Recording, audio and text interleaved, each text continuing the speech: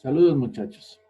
El día de hoy les traigo la teoría correspondiente a la unidad número 4, la cual se denomina Fuerzas Fundamentales de la Naturaleza. Esta teoría está basada en los cálculos hechos por el físico Sir Isaac Newton. Comenzamos definiendo lo que es dinámica. La dinámica es una rama de la física que estudia el movimiento de los cuerpos y su evolución en el tiempo, teniendo en cuenta las fuerzas que actúan sobre este. Si observamos, la definición es similar a la de cinemática, pero aquí introducimos el término de fuerzas. Las fuerzas son las causas o los responsables de que los objetos se muevan. Para poder entender un poco mejor esta definición, vamos a hablar acerca de la mecánica clásica o newtoniana. Pues como ya mencioné, la mecánica que estamos viendo es basada en los cálculos realizados por Newton.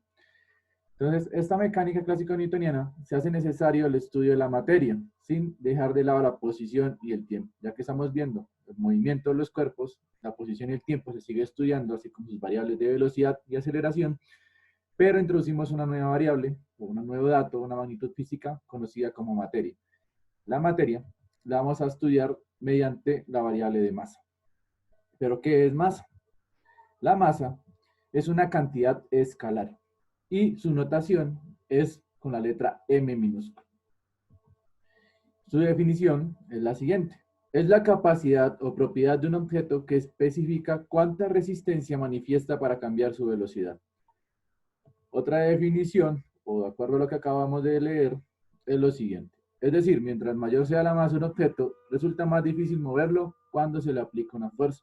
Entonces, si yo quiero levantar un pocillo del suelo, pues la fuerza que aplico es pequeña en comparación con tener que levantar un bulto de cemento. Entonces, a mayor masa, debo aplicar más fuerza y por ende su aceleración va a ser menor. Como esta cantidad física, al igual que otras, tienen muchas definiciones. Otro tipo de definición es la siguiente. Es una propiedad inherente de un cuerpo que permite determinar la cantidad de materia que éste posee. Cuando hablamos de inherente, es propia del objeto, que lo permite caracterizar. Vamos a estudiar en primera medida las unidades, aunque es lógico que ya las conocemos de antemano. Entonces, para el sistema internacional, trabajamos con el kilogramo, cuya simbología es kg. Para el sistema sexagesimal utilizamos los gramos, cuya simbología es la G. Y para el sistema inglés tenemos las libras y las onzas. Continuando con nuestra explicación, vamos ahora sí a introducir la definición de fuerza. Fuerza es una cantidad vectorial. Entonces ya sabemos qué implicaciones tiene, qué operaciones se pueden realizar cuando hablamos de vectores. Y su notación es con la letra F mayúscula. Observen que colocamos la flecha porque estamos hablando de cantidades vectoriales. Entonces es necesario que tengamos claro la notación. Cuando no tengamos una fuerza en específica, vamos a utilizar la letra F mayúscula y notación vectorial en el curso. ¿Pero qué es fuerza? Entonces una definición que les traigo es la siguiente. Es una magnitud vectorial que se manifiesta linealmente. Cuando hablamos de linealmente, recuerden que los vectores son flechas o líneas, ¿cierto? Con cabeza. Y en esa misma dirección en que se aplica la fuerza es que el objeto se va a mover. Y es capaz de modificar la cantidad de movimiento. Pues la cantidad de movimiento se refiere a la velocidad. Entonces, si un objeto tiene una velocidad estática y le aplico una fuerza, ese objeto, esa velocidad va a cambiar. Cuando aplico una fuerza, la velocidad del objeto cambia y eso implicaría que existe una aceleración. Entonces, esta cantidad de movimiento la podemos ver como un cambio de velocidad, en este caso la aceleración, o la forma de los objetos. Entonces, yo puedo aplicarle una fuerza a un objeto y deformarlo. Puede que no lo logre mover, pero si lo deformo, es una definición de fuerza. En el curso solamente vamos a ver por el momento efectos en el que transcurren cambios de movimiento, no vamos a ver por el momento cambios de forma. La fórmula. Entonces, esta va a ser la primera formulita que debemos aprendernos de acuerdo a los temas de dinámica, en especial de la unidad número 4. Su fórmula es la siguiente. Entonces, la fuerza va a ser igual al producto de la masa por la aceleración. Entonces, esta viene siendo nuestra primera fórmula. Observemos la siguiente formulita. Interpretémosla un poco más a fondo. Observemos que la fuerza, con la forma en que está escrita, va a ser directamente proporcional a la masa y también directamente proporcional a la aceleración. ¿Qué quiere decir eso? que si la masa aumenta, la fuerza también va a aumentar. Entonces, digamos, si un auto, digamos una motocicleta más específicamente, tiene una aceleración de 2 metros por segundo y de su valor de masa va a impactar con cierta fuerza si yo estoy enfrente de ella. Pero, sigamos un auto o un camión que tenga la misma aceleración de la moto, ¿cierto? Obvio nos va a golpear con una mayor fuerza debido a que la masa del camión es mucho más grande. Entonces, si yo quiero aumentar la fuerza, ¿cierto? Debo aumentar la masa. Si no puedo aumentar la masa, ¿cierto? Lo que haría es aumentar la aceleración. Entonces, si aumenta la aceleración, la fuerza también va a aumentar. Entonces, si yo, digamos, yo quiero empujar o golpear un objeto, ¿cierto? Si lo golpeo suave, su fuerza va a ser poca, pero si lo golpeo con una mayor aceleración, va a ser mucho mayor la fuerza. Entonces, es obvio que si aumento la masa y la aceleración a la vez, la fuerza va a aumentar mucho más. Entonces, como les mencionaba, y aquí les definí las variables, donde F es fuerza, es un vector, la masa es una cantidad escalar y la aceleración es una cantidad vectorial. Recuerden que la notación para aceleración es la letra A minúscula. Entonces, si yo quiero empujar un objeto, obvio debo aplicarle una fuerza. Entonces, si yo aplico una fuerza, debo aplicarle una aceleración y esa aceleración implica un cambio a aplicársela con cierto valor de masa. Otra interpretación que se hace de esta fórmula es la siguiente. Si yo despejo la aceleración, pues la masa está multiplicando, pasaría a dividir, pues obtengo la siguiente formulita. El símbolo de proporcionalidad nos dice que la aceleración es directamente proporcional a la fuerza. Entonces, si yo aplico una mayor fuerza, el objeto va a acelerar con mayor cantidad.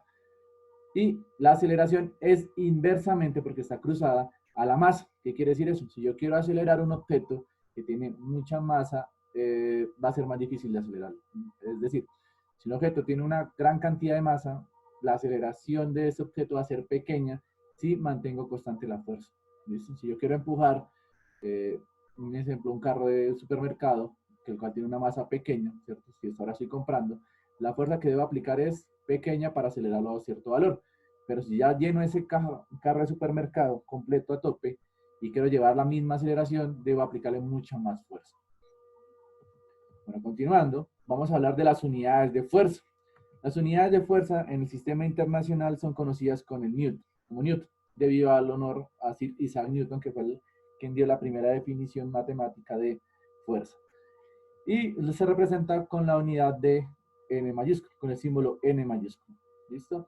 Entonces Newton se representa con el símbolo de la N. ¿Qué unidad es o cómo se interpreta esta unidad? Entonces un Newton va a poseer las siguientes unidades. Va a poseer lo que es unidades de kilogramos por metro sobre segundo al cuadrado. ¿De dónde viene esto? De la fórmula.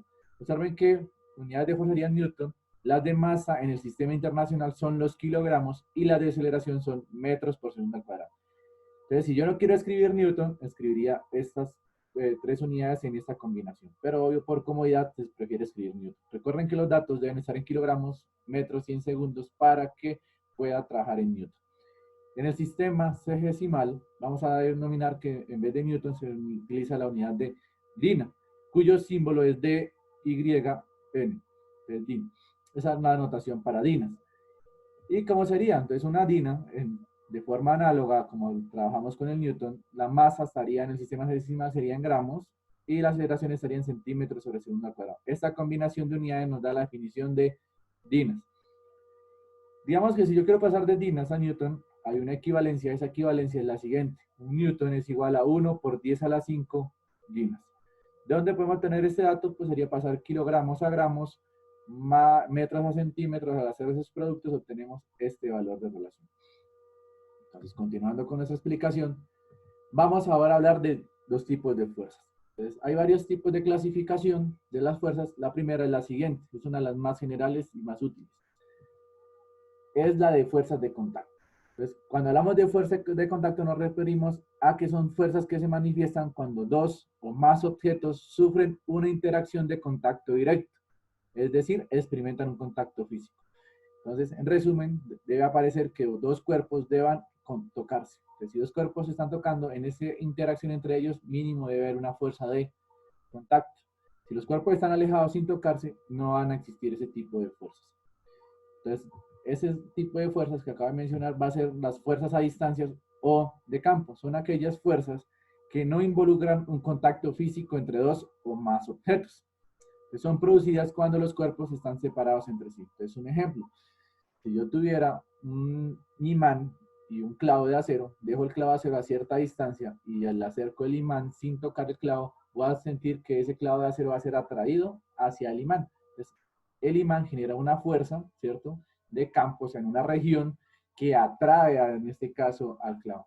Ese otro ejemplo sería la fuerza gravitacional, ¿cierto? Si yo suelto un objeto a cierta altura sin tocarlo, el objeto siente el campo de la Tierra, el campo gravitacional, y comienza a ser atraído. Entonces actúa una fuerza. Y en las fuerzas de contacto, pues son siempre que existe un contacto, ¿cierto? Es decir, si yo quiero empujar una puerta para abrirla, debo tocarla. Entonces, esta es una de las clasificaciones más generales, visto desde el punto de vista macroscópico. ¿Por qué? Si yo lo veo desde el punto de vista microscópico, en realidad yo nunca tocaría un objeto. Por ejemplo, si yo sostengo sobre mi mano mi celular, en realidad yo nunca lo estoy tocando. Si lo veo a una escala microscópica, estaría hablando de fuerzas de campo. ¿Listo? O ya desde una escala macroscópica sí lo podría considerar como una escala de o fuerza de contacto. Entonces, ahí tendremos un breve ejemplo de una película muy famosa. Continuando, una segunda clasificación que no es muy útil o muy general es la siguiente. Es las fuerzas dinámicas. Entonces, fuerzas dinámicas también ya podemos ir asociando esa palabra también con movimiento. ¿Listo? Las fuerzas dinámicas son aquellas fuerzas que generan algún tipo de movimiento. Entonces, son aquellas fuerzas que cuando se aplican sobre un objeto logran moverlo. Y las fuerzas estáticas son las fuerzas que no producen ningún tipo de movimiento. ¿Por qué digo que no es una clasificación tan general? Es debido a lo siguiente. Yo puedo aplicar la fuerza de mis brazos sobre la pared para empujarla, y esa fuerza que yo aplico sobre la pared no movería este elemento. Entonces, como no la mueve, yo la clasificaría como una fuerza estática. Pero la misma fuerza de mis brazos, si yo la aplico sobre una silla y la empujo, la misma fuerza que apliqué sobre la pared, en este caso sí es una fuerza dinámica porque logro mover la silla. Entonces, digamos que es una fuerza que depende del contexto. En cambio, las otras fuerzas son unas fuerzas ya muy estrictas en notación. Entonces, continuamos. Vamos ahora a hablar de las fuerzas fundamentales de la naturaleza. ¿Por qué hablamos de fundamentales? Porque son las fuerzas más básicas. Estas fuerzas permiten interpretar y conocer todos los fenómenos de la naturaleza. Entonces, conociendo estas cuatro fuerzas, yo puedo explicar todos los fenómenos naturales en el universo y en la naturaleza. Entonces, son fuerzas de campo, todas ellas actúan a distancia. Y son cuatro formas en las que las partículas interactúan entre sí. Entonces, son cuatro fuerzas. La primera fuerza, que es la más común, es la fuerza gravitacional. ¿Qué nos dice la fuerza gravitacional? Nos indica que todos los cuerpos son atraídos por una fuerza que es directamente proporcional a sus masas e inversamente proporcional a la distancia que los separa. ¿Qué quiere decir esto? Que para que exista fuerza gravitacional deben existir cuerpos con masa. Y mínimo deben existir dos. Entonces, ¿qué quiere decir esto? Que entre mayor, cuando hablamos de directamente proporcional, que a mayor masa, mayor va a ser la sensación gravitacional. Entonces, si nos acercamos hacia el Sol, la atracción gravitacional del Sol es mucho mayor que la atracción gravitacional sobre la Tierra. Y es inversamente proporcional a la distancia. Entre más nos alejamos del cuerpo más masivo, o los cuerpos con masa se alejan más, menos es la fuerza que aplica entre ellos. Por eso, digamos que en algún momento, si nosotros lográramos ir alejándonos del centro de la Tierra, en algún punto salimos del campo de acción de la fuerza gravitacional y podemos mantenernos en órbita, que ese es el principio de funcionamiento de los satélites. Y digamos que, ¿qué podemos hablar más de la fuerza gravitacional? Es una de las fuerzas de mayor alcance. Su radio de acción es prácticamente infinito. Nosotros, en teoría, podemos sentir la fuerza gravitacional del Sol. ¿Listo? Por eso es que el planeta Tierra se encuentra orbitando alrededor de él. Y esta teoría fue explicada en la teoría de relatividad. Entonces, primera característica es una fuerza de mayor alcance, casi de acción infinita. Es de carácter atractivo. Entonces, siempre esta fuerza va a atraer el objeto. Entonces, es lo que pasa con la Tierra. Entonces, todo objeto que quiera salir, la Tierra lo atrae hacia su centro. Es la fuerza más débil de todas, de las cuatro. Su magnitud es insignificante si la comparamos con las otras. Y es la responsable de mantenernos sobre la superficie de la Tierra y es la responsable del orden en el universo. ¿Listo? De cómo los planetas giran alrededor de ciertas estrellas, etc. ¿Listo? Aquí les traigo un breve ejemplo. Por general siempre debe haber dos cuerpos masivos. Aquí tenemos un cuerpo de masa 2, un cuerpo de masa 1. Y por general siempre el objeto de mayor masa es el que atrae al cuerpo de menor masa. Y depende de su distancia. Entre más me alejo, pues menor va a ser la sensación de la fuerza gravitacional. Y esto permitió, de acuerdo a la famosa historia de la manzana que golpea la cabeza de Newton, permitió describir lo que es la fuerza gravitacional y lo que conocemos ahorita como la mecánica newtoniana. El otro tipo de fuerza, la segunda, es la fuerza electromagnética. Es la fuerza que actúa sobre las partículas con carga. Entonces, un objeto posee carga, automáticamente se pueden dar fenómenos o fuerzas electromagnéticas. Digamos que entre ejemplos o características de esa fuerza tenemos que es una fuerza de largo alcance, también es una fuerza de alcance infinito, al igual que la fuerza gravitacional, pero es una fuerza que tiene una mayor intensidad con respecto a la fuerza gravitacional. Otra de sus características es que es de naturaleza atractiva y repulsiva. Entonces, la gravitacional solamente es atractiva, la electromagnética es atractiva y repulsiva. Entonces, un ejemplo, cuando tenemos dos partículas de la misma más carga, un ejemplo positiva y positiva, nosotros sabemos que cargas iguales se repelen, entonces es repulsiva. Cuando tenemos un protón y un electrón, son cargas diferentes, es de tipo atractiva. Entonces, cargas opuestas se repelen, cargas diferentes se atraen. Eso es lo que se aplica cuando hablamos de fuerza electromagnética, es la característica de que es atractiva y repulsiva. Digamos que esta fuerza electromagnética es una de las más comunes y permite casi explicar todos los fenómenos que nos rodean, digamos, a nuestra percepción. ¿Por qué? Es la responsable de los efectos como la luz. Pues la fuerza electromagnética, si no existiera, pues no podríamos describir lo que es la luz, la electricidad, los rayos y cualquier otro fenómeno que se nos ocurra de acuerdo a los ejemplos que acabo de dar. Digamos, aquí tengo un breve ejemplo, digamos, en que por cierto efecto electromagnético, ¿cierto? Yo tengo un contacto, ¿cierto? Que es corriente, carga por inducción, podría encender cierto elemento. Entonces, hay muchos fenómenos que espero el otro semestre en el curso de electromagnetismo los vean todos. Continuando, ya vimos dos fuerzas, vamos a hablar de la tercera fuerza fundamental de la naturaleza. Digamos que tal vez esta fuerza no es tan común o estudiada y es para su contexto estudiantil, es la fuerza nuclear débil. Esta fuerza actúa a nivel atómico y es la responsable de mantener los electrones orbitando el núcleo, así como los procesos de fusión y de desintegración. Digamos que en primera medida es la responsable de que los electrones se encuentren orbitando el átomo, su escala es demasiado pequeña y me permite explicar ciertos procesos de fusión y desintegración, como radiación beta o gamma. Entonces, estas características de ella, o sea, digamos a grosso modo, una de ellas es que es de corto alcance, solamente funciona a nivel atómico, se manifiesta, y eso no la podemos percibir a largo alcance. Es de carácter atractivo. ¿Qué quiere decir esto? Pues porque va a mantener los electrones siempre orbitando alrededor del núcleo. Digamos, si la fuerza es débil, pues los electrones comienzan a salir y ahí es donde se ven los efectos de radiación. Es menos intensa que la fuerza electromagnética. La fuerza electromagnética sigue siendo mucho más fuerte. La otra fuerza fundamental de la que vamos a hablar ahora es la nuclear fuerte. Digamos, se llama fuerte porque es la más fuerte de todas. Entonces es la interacción más fuerte que existe y permite mantener los núcleos en interacción unidos. Entonces, digamos, si nosotros ya habíamos hablado de la fuerza electromagnética, ¿cierto? Que si dos cargas son iguales, se van a repeler. Entonces, si yo tomo por ejemplo, dos imanes y los acerco con el polo norte, si en algún momento se han hecho la práctica, si lo acercan, les va a costar mucha fuerza unirlos, ¿cierto? Entonces, esa fuerza electromagnética es la responsable de separarlos. ¿Y por qué digo que la más fuerte? Porque en el núcleo atómico vamos a encontrar protones que son de cargas positivas y esa fuerza es responsable de mantenerlos juntos. Entonces tiene una mayor intensidad. Entonces ella es la responsable de mantener los núcleos. Es una fuerza también de corto alcance, está a niveles del rayo atómico, es solamente de naturaleza atractiva y es responsable de la estabilidad de materia. Si esta fuerza no existiera, pues técnicamente en el universo solamente existirían partículas flotando. No se formarían núcleos y por ende no tener núcleo, no formaríamos átomos, moléculas, etc.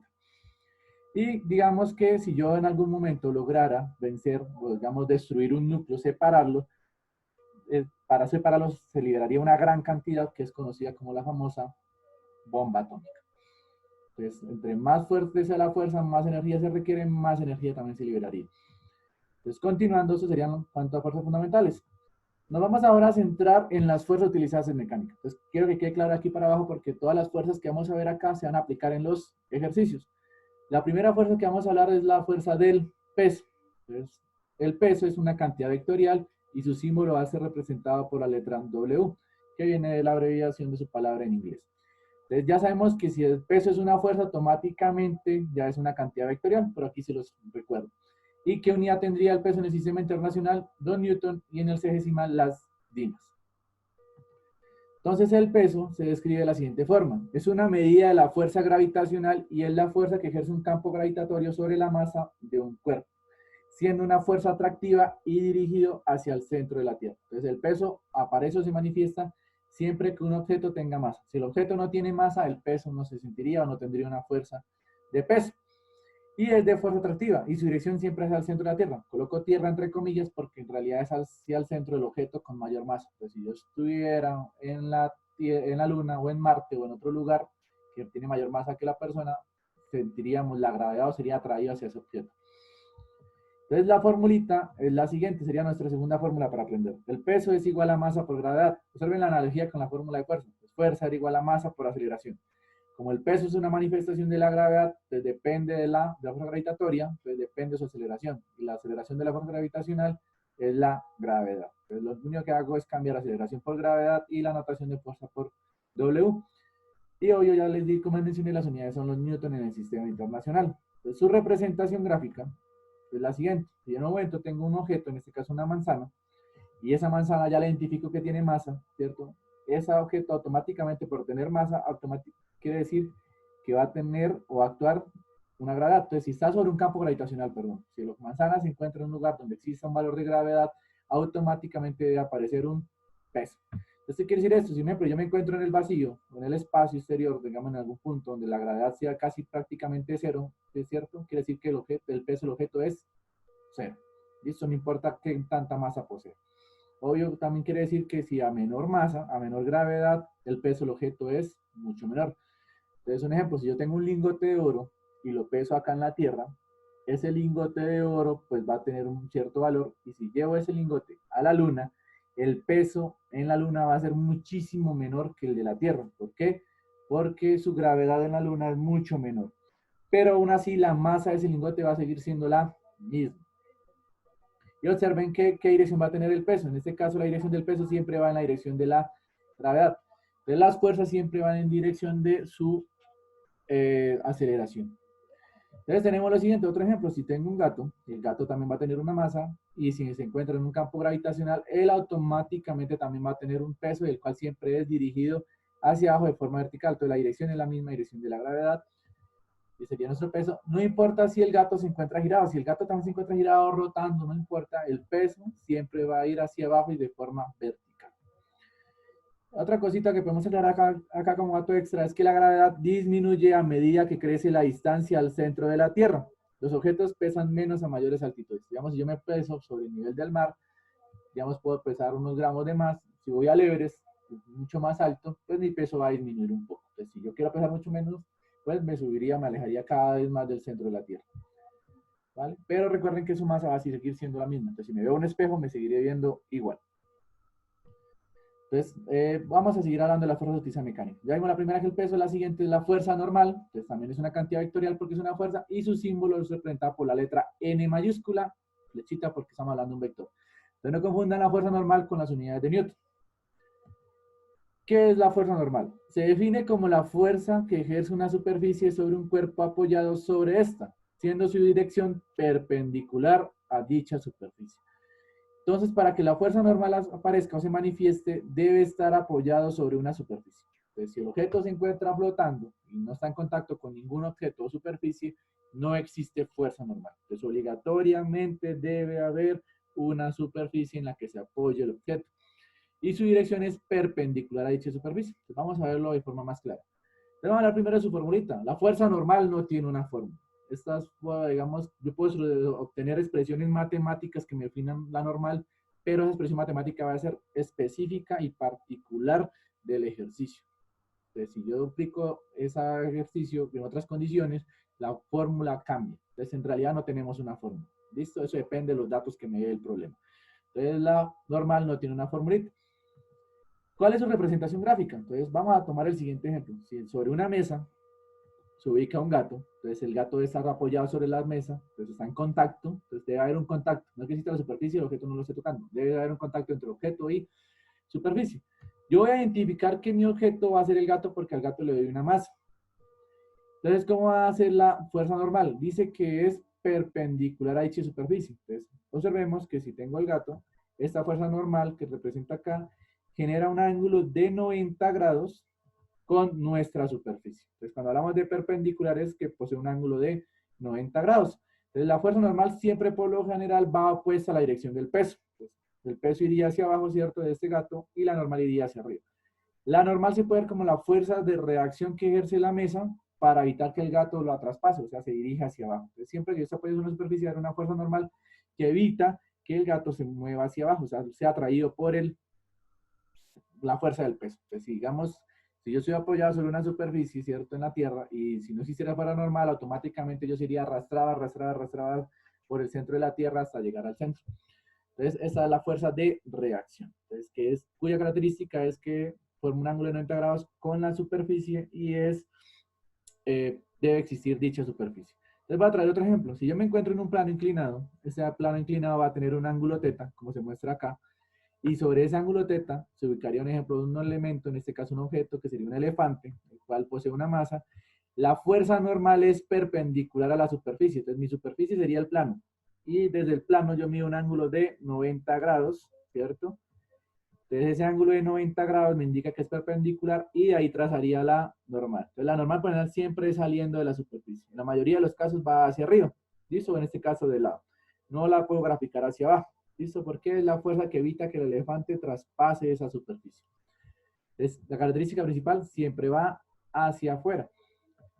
Si invierto el plano, ¿cierto? No está con el mismo ángulo θ y el mismo elemento, en este caso la normal cambiaría de dirección porque la superficie también cambia de dirección, porque la idea es garantizar que se forme un ángulo de 90 grados con la superficie. Y esta vendría siendo nuestra fuerza normal. Observen que yo las fuerzas todas las he graficado como vectores porque son cantidades vectoriales. Entonces las representamos por flechas de forma gráfica.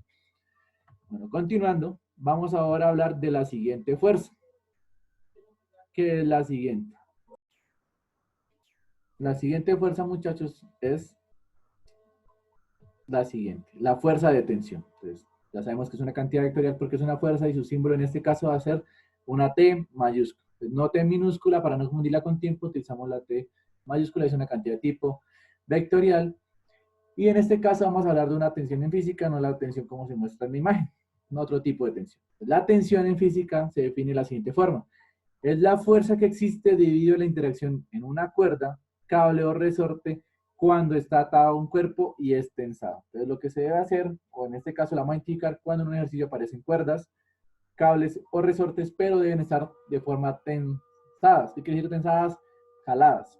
Y deben estar atadas al cuerpo. Entonces, esta fuerza ocurre hacia afuera del objeto y es paralela a la cuerda desde el punto de unión. Entonces, por la dirección que vamos a tomar siempre es que sale del objeto. Observen que también la normal y el peso siempre han salido saliendo del objeto. Y en este caso es paralela, o sea, de allá la misma dirección de la cuerda.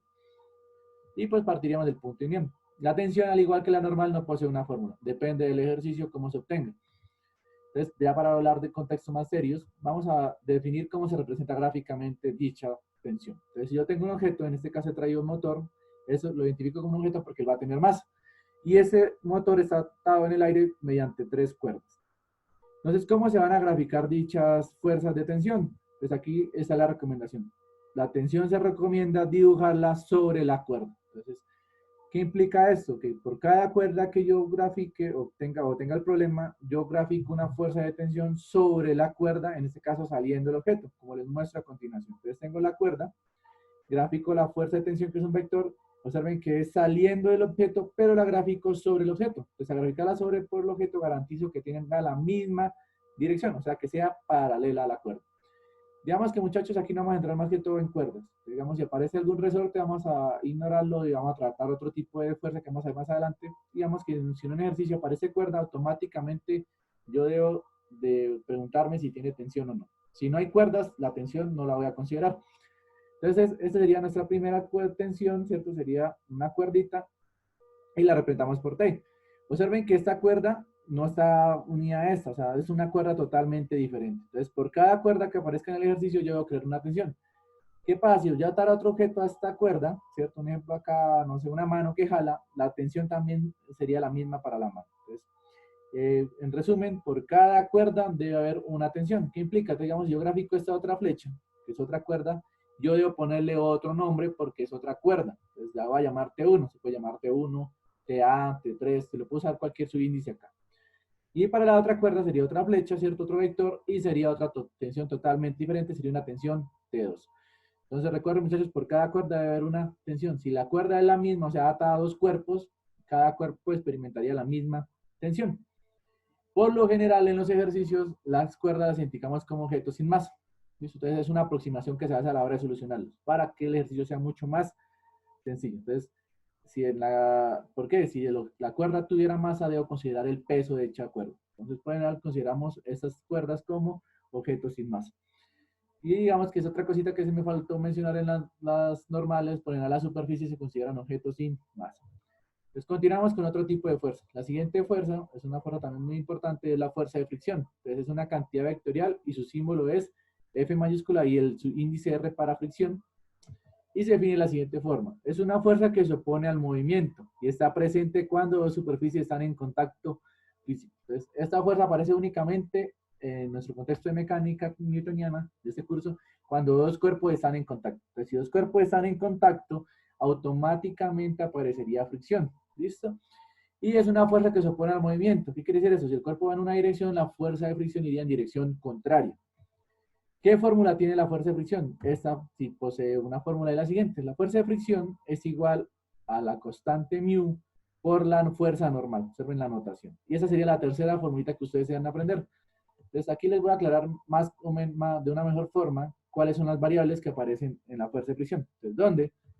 El mu se recibe el nombre de coeficiente de fricción.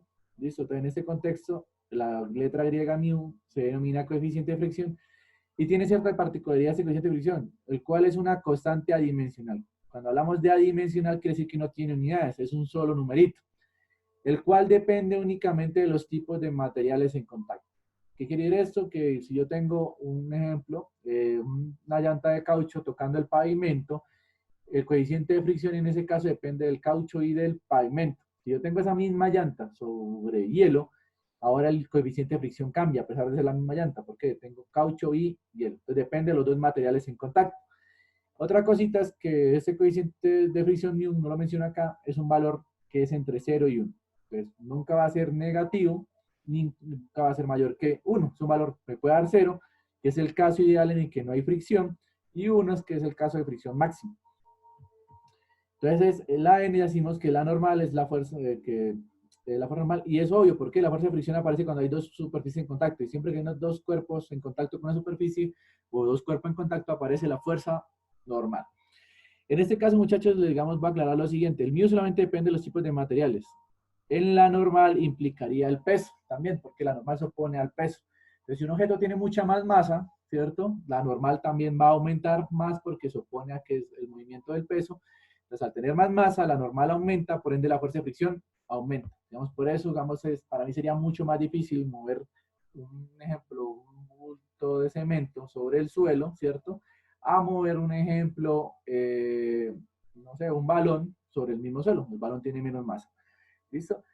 Pero si solamente habláramos de materiales, el coeficiente de fricción no le importa el valor de masa. Para él va a ser lo mismo de cantidad de masa esté tocando el objeto o no. ¿Listo? Entonces, el mínimo contacto ya aparece el coeficiente de fricción. Entonces, la representación gráfica va a ser la siguiente. Entonces, si yo tengo un objeto, ¿cierto? En este caso, el objeto está en contacto con la superficie. ¿Qué quiere decir esto? Si yo empujo esta caja en la dirección hacia la derecha, la fuerza de fricción va en dirección contraria. Entonces, la fuerza de fricción siempre va en dirección contraria a la fuerza de movimiento.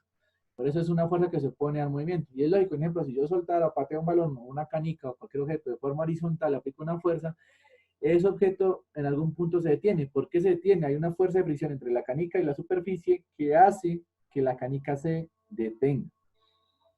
Entonces, continuando con otro tipo de ejemplos, tenemos lo siguiente. Digamos que si también hay que tener cuidado, no confundir un ejemplo. Yo tengo hielo sobre hielo, a pesar de que son lisos, también existe una fricción. Obvio va a ser mucho menor.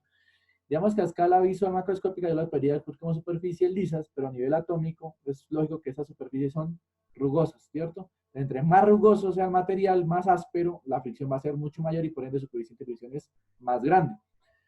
Otro ejemplo de fuerza de fricción, pues tendríamos acá, digamos, si el objeto en la caja en el plano se mueve hacia abajo, o sea, la fuerza va hacia abajo, la fuerza de fricción en qué dirección va contraria a la dirección del movimiento. Entonces, si él cae en esta dirección, la fuerza de fricción va con la misma dirección, pero en sentido contrario, siempre se opone al movimiento. En este caso, si yo aplico una caja, la quiero mover, le aplico una fuerza hacia la izquierda, ¿cierto? Toda la fuerza va hacia allá, la aceleración va hacia esa dirección, la fuerza de fricción va en dirección contraria, con la misma dirección, la misma inclinación. En este caso, pues siempre se caracteriza por ir con dirección contraria y con la misma inclinación de la superficie, en la mayoría de los casos. Igual que les puedo mencionar lo siguiente, muchachos. Por la vida real, siempre la fuerza de fricción está presente. Es casi imposible eliminarla. Entonces, se elimina dependiendo de los tipos de materiales. Se reduce mucho hasta que en algún punto la desprecio, pero en la vida real siempre va a haber fricción. No eso no implica que la fricción sea mala en todos los casos. Es muy importante, porque si no existiera fricción, por ejemplo, cuando caminamos, nosotros cualquier paso nos mantendría rotando. Pareceríamos una máquina de ping-pong. Entonces, rotaríamos, golpearíamos. O sea, nada nos detendría. Si no fuera fricción, cualquier brisa que nos mueva, nos impulse, nos estaría moviendo. Entonces, la fuerza de fricción incluso también es muy útil a la hora de los carros, ¿cierto? Si no existe esa fricción, cuando yo aplico los frenos, pues obvio el auto no se detendría. ¿Listo? Por eso es que cuando recomiendan siempre que las llantas tienen un ciclo de vida, cuando ya se empieza a perder la fricción, pero empieza a quedar lisas, hay que cambiarlas porque la fricción disminuye y no lograríamos frenar. Les voy a dar ciertos tips para los ejercicios, muchachos, cuando hablamos de fricción. Si en los problemas dicen superficies lisas, no se considera la fuerza de fricción. Entonces, si encuentro un objeto sobre una superficie lisa, automáticamente digo que la fricción es cero a pesar de que esté sobre una superficie. Pero si me nombran que la superficie es corrugada, áspera o preguntan o dan el coeficiente de fricción, automáticamente yo debo graficar y considerar la fuerza de fricción para la solución del problema. Bueno, continuando, este tipo de fuerza de fricción tiene dos tipos de fuerzas de fricción. Entonces, la fuerza de fricción estática. Ese tipo de fuerza de fricción está presente cuando el cuerpo se encuentra en reposo o movimiento uniforme. Entonces, si el cuerpo se encuentra quieto sobre una superficie, quiere decir que tiene fuerza de fricción, ¿cierto? O también se puede mover con velocidad constante, porque su aceleración es cero, con aceleración es cero, la fuerza es cero. Entonces hay que tener cuidado con eso. Pero para medir en los ejercicios, si el objeto está quieto, quiere decir que hay fricción estática. ¿Cómo la fórmula de la fuerza de fricción estática? Es la misma, lo único que cambia es la notación del coeficiente de fricción. Ya no lo llamamos mu general, sino mu es S, su S que es de estático. Entonces aquí notamos que mu es el coeficiente de fricción estático. Entonces ese es un valor que depende de los materiales también, pero cuando están en reposo. El otro tipo de fuerza de fricción es la fuerza de fricción dinámica. Dinámica dijimos que se asocia con movimiento. ¿Y qué quiere decir esto? Este tipo de fricción está presente cuando el cuerpo se encuentra en movimiento, más específicamente con una aceleración. Entonces los cuerpos deben estarse moviendo, ¿cierto? Sobre una superficie, ahí aparece la fuerza de fricción. Su formulita, observen que va a ser similar a la fuerza de fricción, y la misma, no cambia la notación del coeficiente de fricción, donde utiliza el mu sub k, que el mu sub k es coeficiente de fricción dinámico o coeficiente de fricción cinético. Aquí, digamos, corrigen muchachos, es coeficiente de fricción dinámico o cinético, no estático, que representa por mu sub k. Con esto, muchachos, digamos, también podemos hablar de la siguiente particularidad. Por lo general, yo les diría que los mu son constantes, depende de los tipos de materiales. Si ustedes buscan tablas de coeficientes estáticos y dinámicos para dos materiales, el coeficiente de fricción estático siempre es mayor que el coeficiente de fricción dinámico. Por ejemplo, yo tengo pavimento y caucho, en estático tiene un valor que es mucho más grande para cuando es dinámico, a pesar de que sean los mismos materiales. ¿Por qué? Si yo tengo un objeto quieto, la fricción es mucho mayor. O sea, ¿cómo lo vemos? Si yo le aplico una fuerza, ¿cierto? Al objeto que está quieto tengo que aplicarle mucho más fuerza para moverlo, porque la fricción es más grande, el coeficiente de fricción es más grande. Pero si ese mismo objeto se encuentra en movimiento, ya se encuentra en movimiento, yo con cualquier fuerza mínima que le haga, lo que hago es aumentar la fuerza, no necesito que una mayor cantidad. Por eso el coeficiente de fricción dinámico es mucho más pequeño que el estático. Bueno, eso sería más o menos por interpretación. Digamos, observemos que a escala se ve que la fricción es debido a la porosidad de los materiales, o qué tan rugosos sean. Continuando, vamos a hablar de la última tipo de fuerzas que vamos a utilizar en mecánica. En este caso es la fuerza elástica. Entonces también es una cantidad vectorial y la vamos a representar por F y su índice de resorte. Esta fuerza elástica también es conocida como la ley de Hooke. Es un tipo de fuerza recuperadora o elástica. Entonces es una fuerza que recupera. O elástica, que va en dirección contraria a la fuerza que forma un cuerpo. Entonces, cuando está presente, o qué quiere decir de forma más clara, está presente, digamos que de forma exclusiva en cuerpos elásticos. Entonces, ¿qué es un cuerpo elástico? Es aquel que mientras se le aplica una fuerza, se deforma y cuando se deja de aplicar dicha fuerza, el objeto recupera su forma original. Entonces, un ejemplo, si yo tengo un resorte, ¿cierto? Y lo estiro, entonces yo le estoy aplicando una fuerza para estirarlo, yo siento que hay una fuerza que lo quiere jalar y lo quiere recuperar. Entonces, mientras yo aplique la fuerza, el resorte se deforma. Pero si dejo de aplicar esa fuerza, el resorte automáticamente recupera su forma original. Entonces, por eso en mecánica, el cuerpo elástico por excelencia es el resorte. Entonces, si en nuestro ejercicio aparece el resorte y ese resorte se deforma, utilizamos la fuerza elástica o ley de Hooke, que tiene una fórmula. Esa sería nuestra fórmula número 4, que es la siguiente. Entonces vamos a anotar qué significa cada una de las variables. Entonces, donde F resorte vemos que la fuerza del resorte, fuerza elástica, y K, que es la constante de elasticidad. Entonces, en este tipo de enunciados es la constante de elasticidad, la cual depende de qué tipo de material y la forma de la que está hecho el cuerpo elástico. Sus unidades son newton sobre metro. Entonces, ¿de qué depende la constante de elasticidad? Del tipo de material. Si yo tengo dos resortes de la misma forma, pero un resorte es de oro y otro es de acero, debido al tipo de material que están hechos, van a tener constantes de elasticidad diferente a pesar de su forma.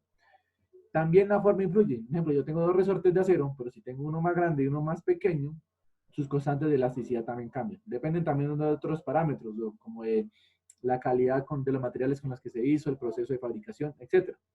Pero digamos que a grosso modo va a depender más que todo del tipo de material.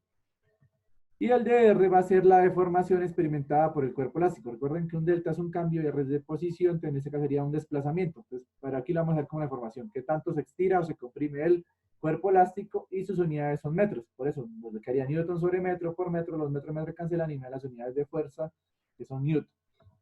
¿Cuál es la representación gráfica? Entonces observemos lo siguiente, si tengo un resorte, ¿cierto? Que estaba ubicado en un principio en su posición inicial, yo lo desplazo de forma horizontal, o sea, en X, o sea, lo estiro, entonces la fuerza que estira va en la dirección hacia la derecha, existe una fuerza recuperadora, que la fuerza elástica en este caso es en sentido contrario. Entonces la fuerza recuperadora va en contraria a la fuerza que deforma el objeto. Entonces, si no existiera esa fuerza, ¿qué pasaría? Yo estiro el resorte, do suelto, el objeto quedaría ahí, el resorte quedaría a esa longitud, pero no es así el caso. El resorte siempre quiere volver a su forma original. Digamos, un chicle no sería un cuerpo elástico, porque si yo lo muerdo, lo estiro, lo suelto, el chicle no vuelve a su forma original. Digamos, si fuera una forma, cuando antes de introducirlo a mi boca, fuera una forma esférica, si fuera un cuerpo elástico, yo lo puedo deformar, lo saco de mi boca, seguiría manteniendo su forma circular, no sucede. ¿Listo? Ese sería un chicle que duraría toda la vida. Continuando, otro ejemplo puede ser el siguiente. Un ejemplo, si yo tengo mi caja y este personaje está empujándola hacia la izquierda, observen que partió un punto original, lo desplazó a una distancia X, ¿cierto? Esto aplicó una fuerza hacia la izquierda. Digamos que si yo me pusiera en el contexto de ese personaje, yo voy a sentir que algo me empuja en dirección contraria. Esa es la fuerza elástica que va en sentido contrario. O sea, quiere recuperar el resorte a su forma original, entonces va en sentido hacia ahora hacia la derecha. Y si en algún momento yo dejo de aplicar la misma fuerza, ¿qué pasaría? Pues saldría disparado debido a la fuerza elástica. ¿Listo? Eso, muchachos, hasta ahí fue la unidad número 4. Si se dieron cuenta, es una unidad muy teórica. Entonces, ahí, digamos, me excuso por todo lo que he hablado. Entonces, espero que sigan leyendo la teoría porque vamos a evaluarlo. Entonces, vamos a continuar con este video corto. Es con la unidad número 5. La unidad número 5 es la famosa dinámica de una partícula. ¿Qué temas vamos a ver en esta unidad? Vamos a hablar en primera medida de lo que son las leyes de Newton. Entonces, aquí este tema es importante porque con estas formulitas vamos a solucionar todos los ejercicios y aplicar toda la teoría que vimos en la unidad anterior. Entonces, la primera ley de Newton, creo que en algún contexto, en algún momento la han escuchado, se denomina primera ley de Newton o ley de la inercia. Es otro nombre que recibe. Pero digamos que es una ley general. Si yo voy a la China, Japón, a cualquier lugar, digo primera ley de Newton, obvio en el idioma de ese lugar, pues me van a entender de qué estoy hablando. Entonces, la escribo entre comillas porque eso fue lo que dijo Newton de forma textual en su trabajo. Entonces dijo lo siguiente: todo cuerpo persevera su estado de reposo o movimiento uniforme y rectilíneo, a no ser que sea obligado a cambiar su estado por fuerzas impresas sobre él. En otras palabras, en criollo, todo cuerpo se mantiene quieto, en reposo estático, con velocidad constante, a menos de que alguien que esté aburrido, venga y lo empuje y que lo mueva, lo cambie de lugar, o sea, cambie su velocidad, su posición en un lugar del espacio. ¿Listo? Entonces, él va a estar quieto, en reposo, o movimiento uniforme, o sea, velocidad constante, automáticamente movimiento uniforme, recordamos cinemática, la aceleración es cero, o sea, el cuerpo no debe tener aceleración. ¿Listo? A menos de que lo cambie. Entonces, la formulita que vamos a aplicar para este tipo de ejercicios es que vamos a sumar las fuerzas. Entonces, cuando hablamos sumatoria de fuerzas, símbolo de sumatoria, es que debo considerar todas las fuerzas que actúan sobre el cuerpo y todas las fuerzas deben mantenerme el objeto totalmente quieto, o sea, sin ningún movimiento. Por eso es igual a 0 y unidades de Newton. Esta sería la primera fórmula para la unidad número 5. Les traigo aquí un ejemplo. Digamos, si un objeto está quieto, él está quieto, no se va a mover de ese lugar a menos de que llegue otro objeto y lo mueva de su lugar. ¿Listo? Entonces aquí digamos un ejemplo más práctico. Un ejemplo, sigamos este personaje, digamos Juanchito, se está moviendo hacia la derecha con su moto a velocidad constante, o sea, sin aceleración. Él se va a mantener con esa misma dirección, ¿cierto? En esa misma velocidad hacia la derecha. Pero si se encuentra con un objeto, en este caso, que quiere cambiar su movimiento, en este caso una pared, él va a querer seguir continuando su movimiento. Entonces, por eso es que en un choque, el objeto tiene la misma velocidad, ¿cierto? Y si en algún momento frena, algo lo detiene, él quiere mantener dicha dirección. Entonces, en este caso, él saldría disparado. Eso también sucede, por ejemplo, cuando vamos en transporte público, los mortales que tenemos que ir en transporte público, digamos, si nos tocó ir de pie, el bucetero va a toda, ¿cierto? Y si en algún momento le aplica los frenos y no nos damos cuenta, automáticamente, si nosotros no estamos sostenidos, ¿cierto? Nos iríamos de frente. ¿Por qué? Nosotros queremos conservar la primera ley de Newton, mantenernos en la misma dirección, la misma velocidad, que sería la velocidad del automóvil y la misma dirección. ¿Listo? Entonces, si no nos queremos levantar de nuestra cama es porque queremos conservar la primera ley de Newton, quedarnos en nuestro lugar de reposo, a menos de que llegue nuestra mamá y nos levante, o algún otro agente externo. Otro ejemplo, muchachos, digamos aquí vamos a definir primero qué es inercia. Inercia es la tendencia de un objeto a resistir cualquier intento o resistir por cambiar su velocidad. ¿Listo? A resistir cualquier intento por cambiar su velocidad. Entonces, aquí el resistir, ¿qué quiere decir eso? Que yo a pesar de la fuerza quiero irme hacia la misma dirección. Entonces, digamos que por eso la persona sale disparada. Él quiere mantener su dirección de movimiento. Otro ejemplo, pues seríamos aquí lo siguiente, digamos, si yo tengo un objeto, él va a estar quieto, si yo le aplico una fuerza o varias fuerzas, en este caso no lo voy a mover, pero para garantizar el movimiento debo vencer esa inercia. De las fuerzas que yo le aplique deben garantizar el movimiento. Lo mismo pasaría con un balón. Si el balón está quieto, ¿cierto? Él se mantendría quieto a menos de que llegue un agente externo, en este caso una patada, y lo impulse y le cambie su dirección. ¿Listo? Digamos, aquí traje otro GIF para explicar mejor esto. Observen que digamos que el camión viene, choca con el objeto, el carro se quiere cambiar su dirección, por eso el camión sigue con cierta velocidad, pero cambia su movimiento y observen que la persona también quería mantener la misma velocidad que tiene el carro, por eso sale disparado. ¿Listo? Esa sería la primera ley de Newton. Digamos, retomemos que la formulita que nos interesa es que la sumatoria de todas las fuerzas debe ser igual a 0. Y ahora vamos a hablar de la segunda ley de Newton, que es conocida como la ley del movimiento. ¿Qué dijo Newton textualmente? El cambio de movimiento es directamente proporcional a la fuerza motriz impresa y ocurre según la línea recta a lo largo de la cual aquella fuerza se imprime. Entonces, el cambio de movimiento es la aceleración. Entonces, la aceleración es directamente proporcional a la fuerza. Eso ya lo vimos cuando explicamos fuerza. La fuerza es directamente proporcional a la aceleración.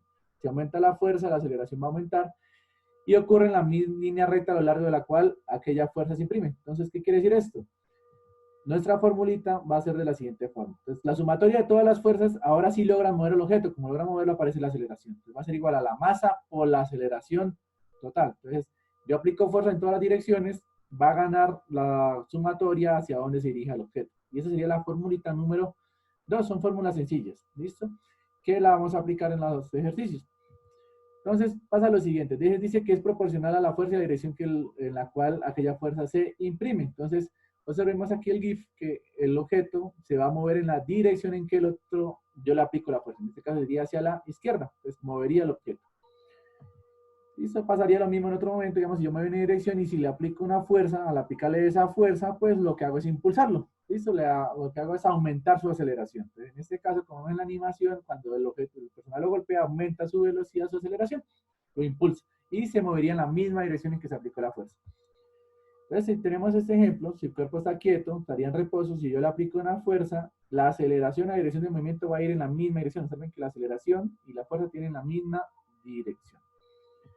Así pasaría en este auto. Digamos, si el auto está quieto, primera ley de Newton, yo lo quiero mover, pues le aplico una fuerza, entonces vengo y lo empujo, pues la fuerza va a ir en esta dirección. En la dirección que yo aplique la fuerza, la aceleración también va a ir. ¿Listo? Y digamos, si yo aumento la fuerza, ahora traigo a otro compañero, pues me voy a empujar, pues obvio la fuerza va a aumentar, por ende la aceleración aumenta. ¿Listo? Esto de forma gráfica vectorial. Entonces, y finalmente, nuestra tercera ley de Newton, que la vamos a también utilizar por los ejercicios, se llama ley de acción y reacción. ¿Qué dijo Newton de forma textual? Con toda acción ocurre siempre una reacción igual y contraria.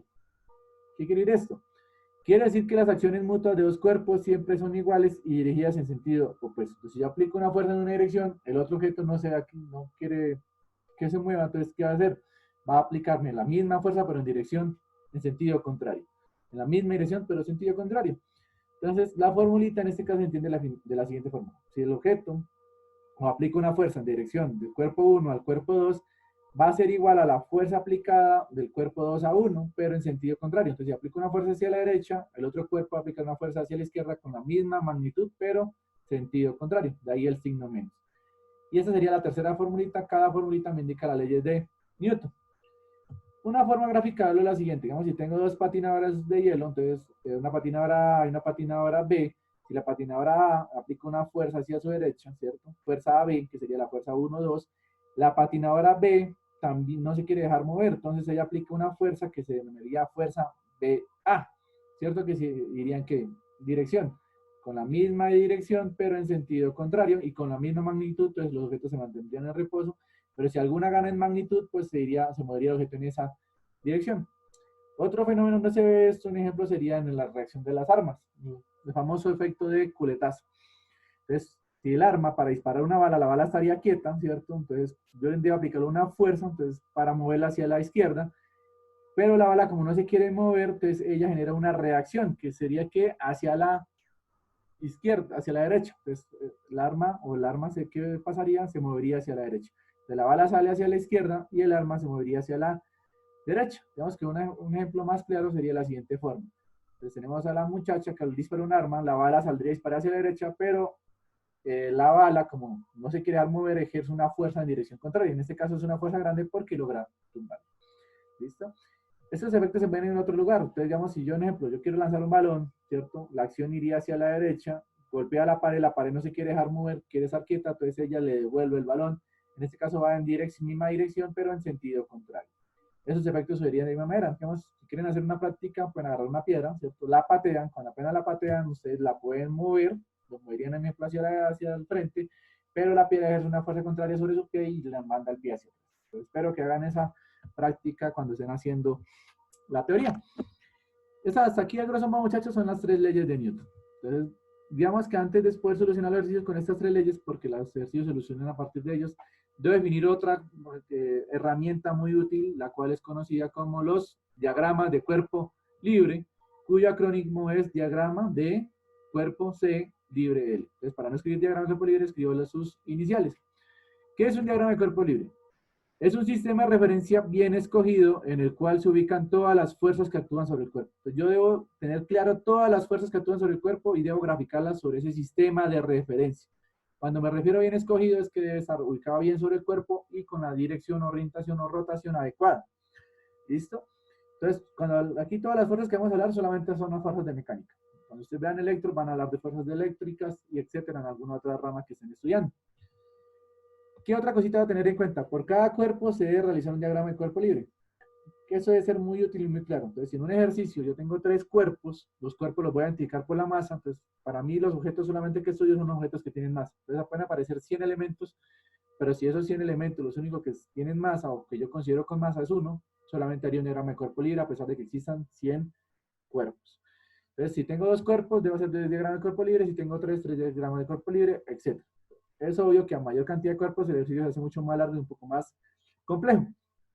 Vamos a comenzar. Entonces, si yo tengo una superficie, ¿cierto? Para darle un ejemplo de diagrama de cuerpo libre, y sobre esa superficie apoyo un objeto, ¿cierto? Y ese objeto lo identifico porque tiene una masa, se llama la superficie, para mí no tendría masa, no la estudiaría, ¿cierto? Identifico qué fuerzas tiene. Entonces, la primera fuerza que yo debo identificar siempre, obligatoriamente, si tiene masa, él automáticamente va a tener un peso. Pero antes de eso, digamos, voy a configurar el siguiente montaje. Digamos que ese cuerpo está atado por 2 cuerdas, ¿cierto? Vuelvo y retomo el peso. Entonces, ahora, como el cuerpo tiene una masa, automáticamente él tiene un peso. ¿Cómo es el peso? Es un vector de fuerza que va hacia abajo de forma vertical y se nota por W. ¿Qué otra fuerza aparece en el ejercicio? Observen que está sobre una superficie. Si está sobre una superficie, aparece una fuerza normal, la cual es perpendicular a la superficie y saliendo del cuerpo.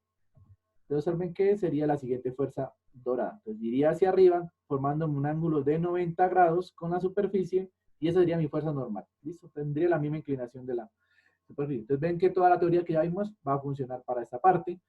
El siguiente paso, miro, ¿tiene cuerdas? Sí, aparecen cuerdas. Como aparecen cuerdas, aparecen fuerzas de tensión. Entonces, recuerden que las fuerzas de tensión van sobre las cuerdas, ¿cierto? Y saliendo el objeto. Entonces, van sobre la cuerda y saliendo el objeto. Sería tensión. Observen que todas las fuerzas por general debo ubicarlas saliendo del cuerpo. Aquí existe otra cuerda, entonces grafico otra fuerza de tensión, pero como es otra cuerda diferente, sería una tensión 1. Entonces dijimos que el diagrama de cuerpo libre es un sistema de referencia, ¿cierto? Entonces ese sistema de referencias por general yo lo hago sobre el cuerpo. Entonces observen que en este caso lo grafiqué de esta forma, digamos que por comodidad es mejor no ubicar el sistema de referencia sobre el gráfico, lo puedo hacer para guiarme, pero lo más recurrente que ustedes deben hacer, muchachos, es ubicar el diagrama de cuerpo libre aparte. Entonces, grafico mi sistema de referencia y sobre mi sistema de referencia grafico todas las fuerzas que ya tengo en el gráfico. Entonces tenemos el peso, que ya lo habíamos mencionado, entonces el peso justo coincide con el eje Y. Aquí está el truco. La idea siempre es ubicar el sistema de referencia. Cuando hablan de bien escogido es que, digamos, lo ideal es que la mayor cantidad de fuerzas coincide sobre los ejes. Entonces el peso iría sobre el eje Y negativo, la normal iría sobre el eje Y positivo y la tensión, la primera tensión iría sobre el eje X. La otra tensión, uno observen que no parte del origen. La idea es graficar también todas las fuerzas que saliendo del origen.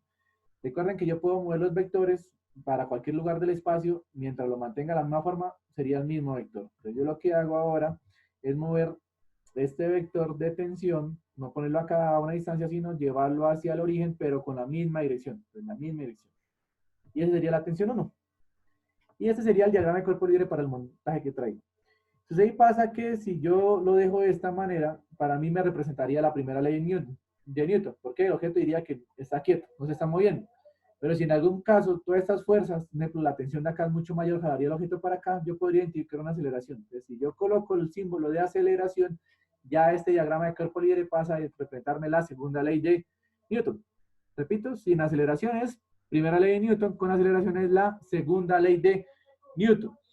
Y debo identificar la dirección de la aceleración. Entonces la necesitamos para los ejercicios. Entonces, digamos, va a decir que el objeto se mueve hacia la derecha, entonces tendríamos un vector de aceleración que va hacia la derecha. Digamos que esto va a quedar más claro cuando solucionemos ejercicios, muchachos. Continuando, entonces, digamos, voy a poner un poco más complejo el ejercicio. Digo, si la superficie es rugosa, ¿cierto? Es áspera. Si es áspera, quiere decir que aparece un coeficiente de fricción, por ende una fuerza de fricción. Entonces, si el cuerpo se está moviendo hacia la derecha, la fuerza de fricción iría en sentido contrario, o sea, hacia la izquierda, ¿cierto? Nos quedaría la siguiente forma. Entonces, aparecería nuestra fuerza de fricción. Entonces, ¿hacia dónde va? Hacia la izquierda, porque el cuerpo se movería hacia la derecha debido a la aceleración. Y esa sería mi fuerza de fricción. Te lo ubico sobre mi gráfico, y esa sería mi fuerza de fricción. Entonces, sobre el gráfico, el diagrama de cuerpo libre, yo debo graficar todas las fuerzas que aparezcan. ¿Listo? Ese sería para el ejemplo que traje. Entonces vamos ahora a hablar de otro ejemplito de diagrama de cuerpo libre, en este caso para planos inclinados, porque hay que tener ciertas consideraciones. Entonces si tengo un plano inclinado con un ángulo θ, este va a ser la representación estándar, un ángulo θ, sobre ese plano inclinado ubico un objeto, el objeto va a tener las siguientes características, entonces tiene una masa, entonces quiere decir que solamente va a estudiar el cuerpito que está en color rosado, y digamos que está atado con una cuerda. Entonces voy a empezar y se encuentra sobre una superficie rugosa. Entonces serían las condiciones del ejemplo. Entonces voy a empezar a identificar las fuerzas que aparecen. Entonces la primera fuerza que debo identificar sería el peso, porque el objeto tiene masa. Recuerden que el peso siempre va hacia abajo y de forma vertical. Ese sería el peso W. Hay una normal porque el objeto está apoyado sobre una superficie, el ángulo de la normal es de 90 grados medido desde la superficie. Sería la fuerza normal. Continúo con el ejercicio, ¿cierto? Nos daría lo siguiente. Observen que hay una cuerda, entonces, el siguiente paso a identificar es peso normal, si hay una superficie ahí normal, miro si es rugosa va a haber una fricción, miro si hay cuerdas, si hay una cuerda ahí, una fuerza de tensión que va a lo largo de la cuerda, sería la tensión. Y como hay una fricción, entonces iría en este caso una fuerza de fricción, porque la superficie es rugosa. ¿Listo? Pasa lo siguiente, muchachos, hay que tener cuidado. Digamos, como aquí no me dicen para dónde se mueve el objeto, digamos, lo más lógico es que por acción, por simple lógica, es que el objeto se mueve hacia la derecha. Entonces yo voy a indicar mi fuerza hacia la fricción a la izquierda.